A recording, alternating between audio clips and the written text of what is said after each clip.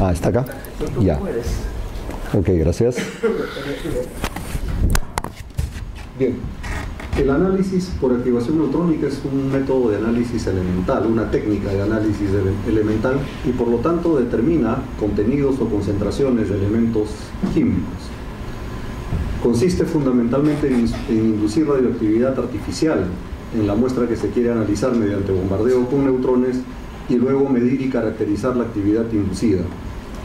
El método es sumamente sensible, es intrínsecamente exacto, al punto que se usa para certificar materiales de referencia, es confiable, puede analizar simultáneamente 20 o más elementos en una misma muestra en un solo análisis, es muy versátil y en condiciones adecuadas es destructivo. Tiene grandes aplicaciones en arqueología, en ciencias ambientales, en geología, geoquímica, minería, industria e incluso en ciencias médicas. Y efectivamente es una técnica muy antigua. Fue inventada por von Hevesy y Gilles de Levaille en 1936, y ellos observaron que una muestra que contenía algunos elementos de las tierras raras y algunos metales escasos como el indio se volvía intensamente radioactiva cuando se bombardeaba con neutrones. Desde ese momento pasaron más o menos unos 20 años para que el análisis por activación neutrónica dejara de ser una simple curiosidad de laboratorio y se convirtiera en una técnica útil de análisis químico.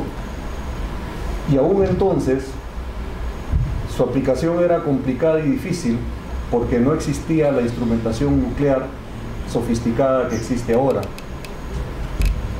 Salto en la historia para referir simplemente que la puesta en operación de nuestro reactor nuclear de 10 megavatios hizo posible que el IPEN realizara trabajos serios de investigación y aplicaciones diversas del análisis por activación neutrónica. Y entonces quiero mostrar aquí algunas de las personas especialistas en la técnica que trabajan en el IPEN y algunos aspectos del trabajo experimental que tienen que ver con la preparación de muestras, con la irradiación simultánea de muestras estándares en el reactor nuclear y con la medición de la radioactividad inducida y el procesamiento de los espectros gamma, que son los que se utilizan para hacer los cálculos. Quiero referirme rápidamente a uno de nuestros proyectos emblemáticos porque constituye una contribución científica original a nivel global, y es el haber desarrollado una técnica, un método de análisis por activación neutrónica no destructivo de objetos cerámicos enteros de importancia arqueológica.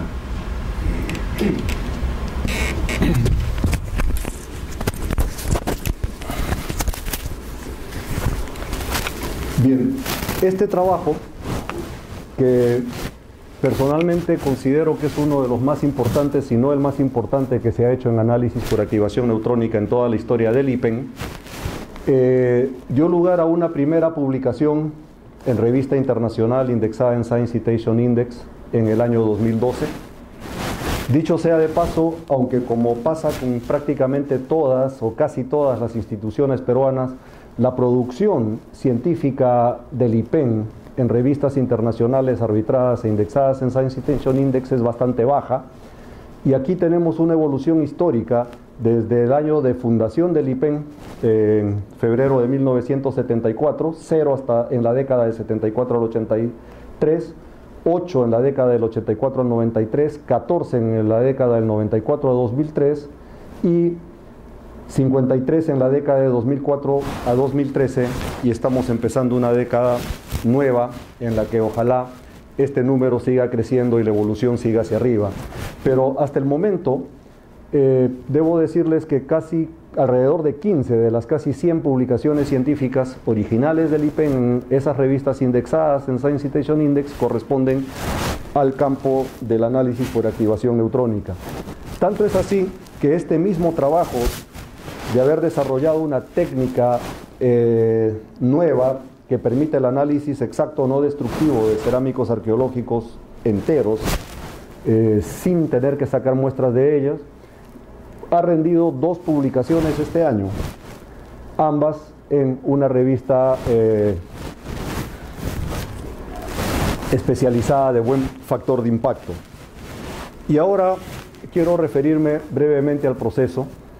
Cuando se bombardea una muestra con neutrones, para los núcleos de los diferentes átomos, de los diferentes elementos que están en las muestras, y si queremos afinar más, para los núcleos de los diferentes isótopos de los diferentes elementos que están en la muestra, es posible que haya una captura neutrónica formándose un núcleo compuesto que en un tiempo muy corto, del orden de picosegundo, emite un fotón gamma convirtiéndose en un núcleo radioactivo.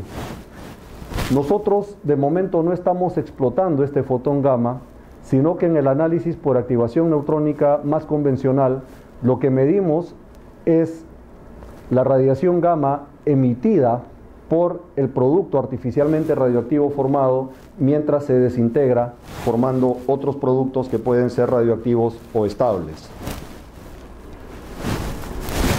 Debo poner aquí la ecuación central de activación,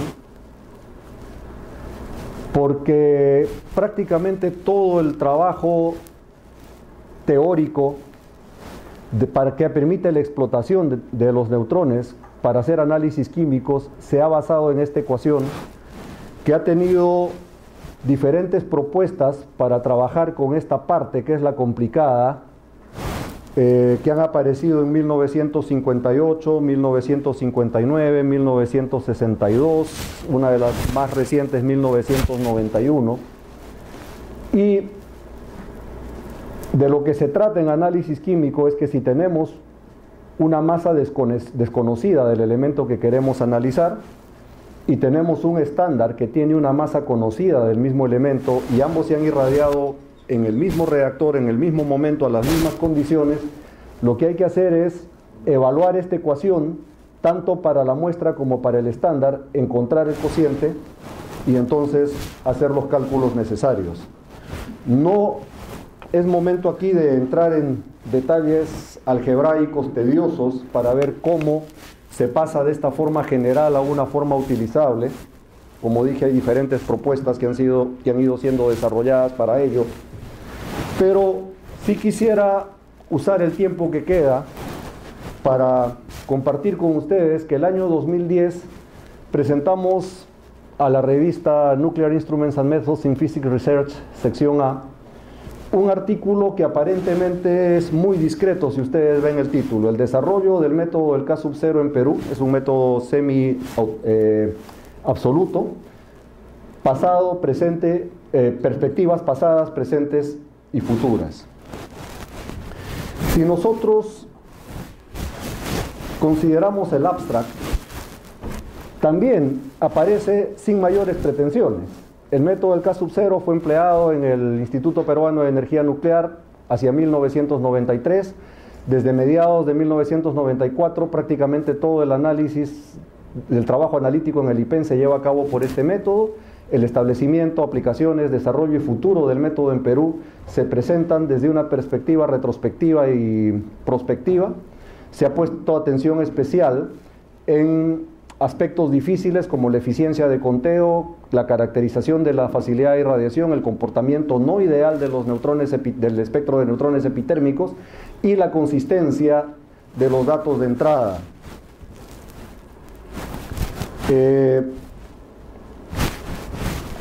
Pero ya el inicio del texto insinuaba una tormenta que venía disfrazada en ese artículo, porque nosotros decimos una razón relevante del suceso, del éxito que ha tenido el método de K sub 0, que fue desarrollado en Bélgica y publicado por primera vez en 1975, es porque la ecuación de cálculo tiene una forma relativamente muy simple. Efectivamente, detrás de cada una de estas letras hay integrales, exponenciales y una serie de detalles que no son mayores problemas con la existencia de los computadores personales actuales, que son bastante potentes. Pero voy a referirme simplemente a este símbolo F y a este símbolo alfa. F es simplemente la razón de la cantidad de neutrones térmicos a epitérmicos con que una muestra se irradia, y alfa es un parámetro que fue introducido en 1969 por Reeves, porque hasta ese año se creía que el espectro de neutrones epitérmicos seguía una distribución proporcional al inverso de la energía cinética de esos neutrones, es decir, 1 sobre E. Pero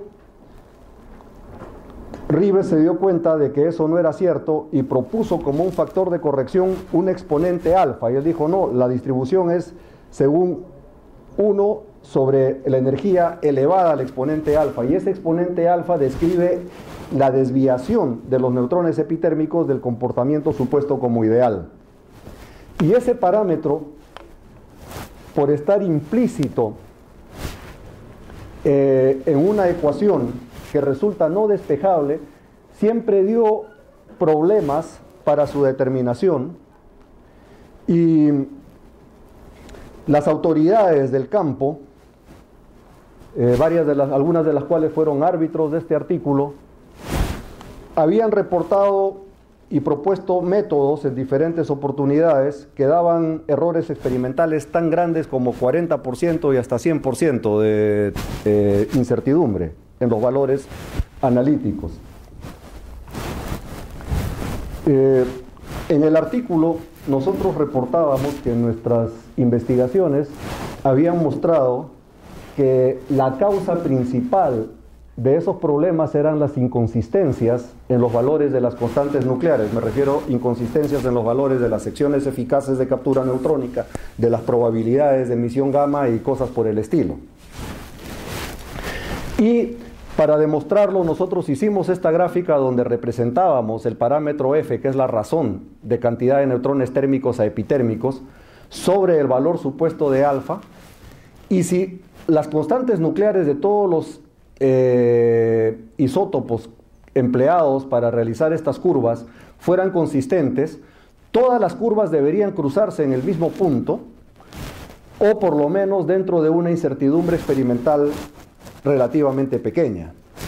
Sin embargo, vemos nosotros que si se cruzan las curvas de cobalto con respecto al oro, y me estoy refiriendo a la ecuación implícita que acabo de mostrar en la transparencia anterior, con la del circonio 95 con respecto al oro, el oro es monoisotópico, el cobalto también, por eso no están puestos allí, con la del molibdeno y oro, perdón, acá y acá, se encuentra una zona de intercepción bastante diferente en cuanto al valor de alfa, que explica por qué hay diferencias de 100% o más en los valores de los métodos conocidos hasta entonces, que cuando se utiliza, por ejemplo, las curvas que se obtienen mediante oro y circonio 97, circonio 96 y circonio 97, con circonio 96 y oro, y cosas así por el estilo.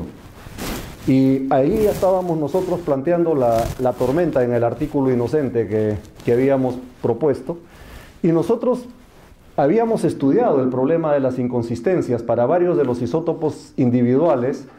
Nos habíamos apoyado en un método desarrollado por dos argentinos, María Rivere y Abraham Kestelman, del Centro Atómico de Bariloche, y habíamos utilizado una ecuación que ellos habían deducido a partir de uno de los modelos, de los cuales ya hablé, el desarrollado el año 1959, y llegamos a demostrar que varios de los valores de constantes nucleares que habían sido elegidos por las autoridades en el tema como definitivos eran inconsistentes, y que cuando se elegían resultados consistentes la situación variaba mucho para mejor.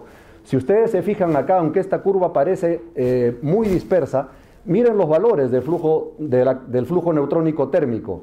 Aquí tenemos 1,96 por 10 a la 13, pero aquí 1,92 en el peor de los casos. Para el flujo epitérmico, para los neutrones epitérmicos, la dispersión es todavía un poquito más, es un poco mayor, pero también es mucho mejor que la conocida hasta ahora. Es decir, si este gráfico se pusiera a una escala como el del anterior, se vería que prácticamente todas las curvas se están cruzando en el mismo punto, para fines prácticos. Y lo que pasa es que lo que decíamos en el artículo no les gustó a los árbitros, sobre todo porque les demostrábamos que había casos donde los valores de una constante nuclear compuesta, que justo se denomina K sub 0, que es una razón entre secciones eficaces de captura neutrónica, probabilidades de emisión gamma, masas atómicas, abundancias isotópicas, etc. Por ejemplo, para algunos casos, como el del cromo 51, nosotros observamos este valor de 2,727 por 10 a la menos 3, es una constante adimensional, mientras que en la literatura las autoridades daban este valor de 2,62, pero calculando los datos a partir de las constantes fundamentales obtenidas ya de fuentes, de las fuentes más rigurosas, nosotros obteníamos valores calculados por teoría que más bien coincidían mucho con los valores propuestos por nosotros, y mencionábamos que aquí había una discrepancia significativa entre lo observado y lo de la literatura. Y cosas similares pasaban para el molibdeno 99, que es un caso muy importante porque la producción de este isótopo permite la producción de tecnecio 99 metestable que se usa en tratamiento de cáncer, aquí para 2 emisiones gamma, y lo mismo pasaba para una de las emisiones gamma del escandio 46 y del zirconio 97. Por causa de ello, este artículo solamente se publicó después de ganarles a los árbitros una discusión que duró más de 6 meses. Bien, esto es lo que quería compartir con ustedes respecto del trabajo que se viene haciendo en el IPEN. Muchas gracias.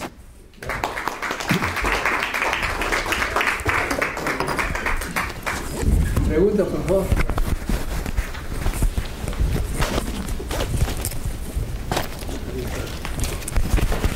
¿No hay preguntas?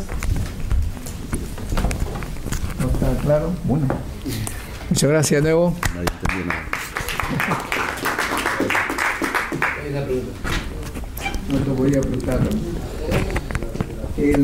Esta técnica que se está utilizando en el IPEN, nos has explicado varias veces que en arqueología ustedes están aplicando bastante. ¿Por qué? ¿Cuál es la ventaja respecto a la arqueología? ¿Qué había antes? ¿Cuáles eran los errores y qué cosa hay ahora? Bueno, el análisis... Sigue. Sí, pero... Préstame el otro micro.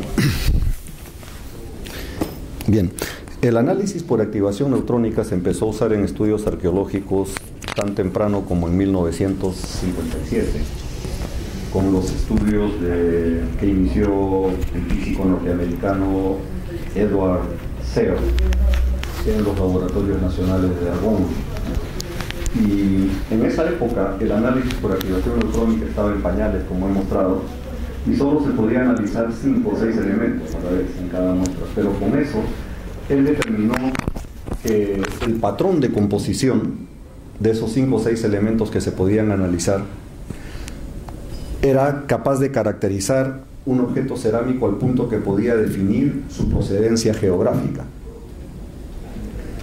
Y luego, ya en los años siguientes, con la aparición de los espectrómetros gamma de alta resolución, los detectores de germanio, las facilidades de computación personal, la electrónica de circuitos integrados y todo lo que fue viniendo, ahora se puede analizar entre 20 y 30 elementos en muestras de objetos cerámicos que son tomadas con pequeñas brocas de carburo de tungsteno de alta pureza, lo que significa causarles daño a los fragmentos para obtener una muestra en polvo. Y cuando se hace el análisis por activación neutrónica de ese polvo, el patrón de composición, es decir, el conjunto de las composiciones de todos los elementos, que no se trata de esa manera directa, sino que se convierte en una combinación lineal de esas cantidades originales, definiéndose lo que llamamos un vector en el espacio multicomposicional de componentes principales. Ese parámetro, que ya es bastante sofisticado en la estadística multivariada, es una especie de huella digital del objeto cerámico. Entonces, ¿para qué se usa eso? Nosotros tenemos actualmente algunas publicaciones bajo arbitraje y algunas otras ya hechas, según las cuales, por ejemplo, nosotros hemos podido demostrar que algunas de las piezas de estilo Wari encontradas en Cusco fueron fabricadas en Cusco. porque el patrón de composición química corresponde al patrón de composición química de cerámicas de estilos Quilque, por ejemplo, o de estilos de Cusco del Horizonte Medio. Estamos hablando una época de varios siglos antes de los incas. Mientras que hemos encontrado, gracias a que una arqueóloga peruana, que es Denise Posiescot, nos facilitó acceso a su colección de cerámicos huari encontrados en Conchopata, en Ayacucho, hemos encontrado que algunas de las piezas que fueron halladas por los arqueólogos, piezas de estilo huari en Cusco, corresponden a la composición de Ayacucho. En conclusión, hemos encontrado que hubo un cierto intercambio. Algo parecido hemos encontrado estudiando el fenómeno de Cotahuasi y el fenómeno de La Real en Arequipa. Entonces, esta técnica es muy importante en estudios arqueológicos, pero tiene la desventaja de que requiere una destrucción parcial de la muestra. Los arqueólogos muchas veces nos han dicho que ellos necesitan saber la procedencia de las cerca de 100.000 piezas cerámicas enteras con que cuenta el Perú como patrimonio, pero y estas piezas no tienen información certera de su procedencia porque muchas fueron obtenidas en épocas de la prearqueología o por medio de huaqueo, y están en museos como el Museo Larco y otros. Entonces ahí se está perdiendo una gran cantidad de información. Los arqueólogos quieren que esas piezas sean analizadas, pero no quieren que uno ni siquiera las mire muy fuerte. Es decir, no quieren que se las toquen y se les saque material. Eso fue lo que originó la propuesta el proyecto de investigación que llevó al desarrollo de esta técnica de objetos cerámicos enteros. Ahora brevemente, porque el tiempo se nos va, ahora hoy en día el ícono arqueológico es Caral, ¿no? ¿Algo estamos haciendo con ellos? Estamos intentando un tipo de trabajo parecido. El problema es que al ser Caral una ciudad precerámica, nuestra técnica no es muy directamente aplicable, pero sí se está trabajando con los muñequitos o muñequitas de terracota, es decir, de barro no cocido. Y estamos encontrando hasta el momento resultados interesantes, pero estamos todavía en una etapa bastante inicial. Entonces no está el proyecto maduro como para poderles dar aquí algunos resultados en este momento. Muchas gracias.